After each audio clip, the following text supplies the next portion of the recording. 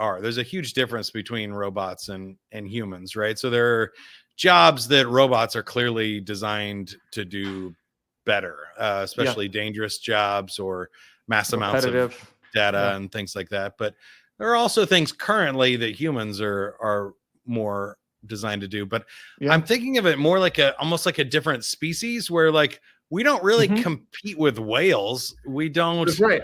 Yeah. You know, there's That's not, we do analogy. some things sometimes unintentionally to hurt them, and AI might do that to us, but we're not, we're two totally different things. We don't live in their world. We don't know what it's like in the ocean underwater all the time. Such a good analogy. While we might both be mammals or be able to do similar things, it's not even a competition. So it's not robots versus humans. It's kind of humans and robots, or they're going to be doing a different thing. What's your take there? No, I think as a really fascinating analogy, right? Like you some species from another planet comes and looks at like us, puts a human next to a whale, and like, oh, they're both like kind of similar. They look a little different, but like they're pretty similar. Yeah, they breathe, they eat, they you know, breathe, they do their things. Yeah, that's a great point. Where it takes me, especially going back to like what are robots good at, is you know, I think this is the opportunity for creatives and I mean anyone at this moment with AI, is it takes me back to the Industrial Revolution and the invent of the factory, and which is a machine, right? People were trained up, like you built your assembly lines so that every spot on the line had a very specific job that you could do over and over, so you can have the least educated person doing that job, and the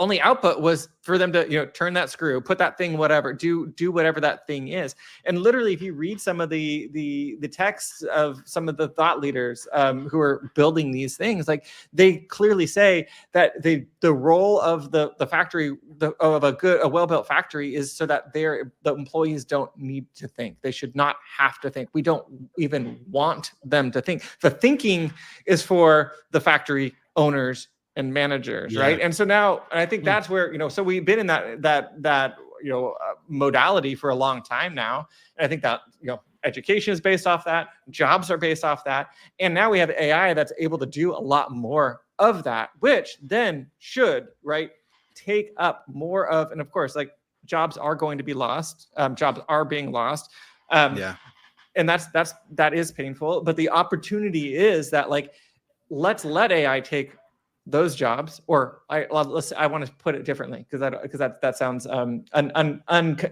lacking compassion.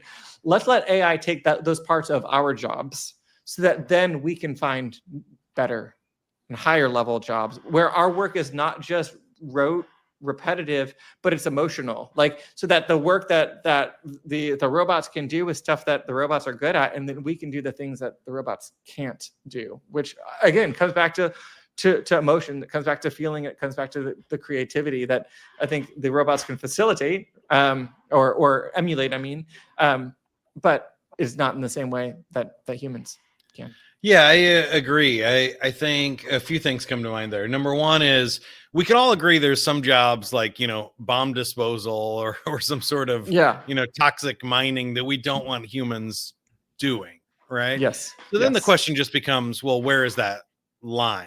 Right. There's the line.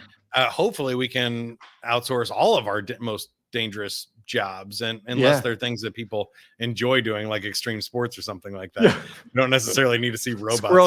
Squirrel shoot jumping. Yeah, exactly. And then I think also that I'm a little concerned that it's going to go too fast this time. In the industrial revolutions and internet revolution, it was pretty slow over decades. And this time I think it might be 3 to 5 years. And a lot of people are going to have to find different careers or I totally reskill in some way.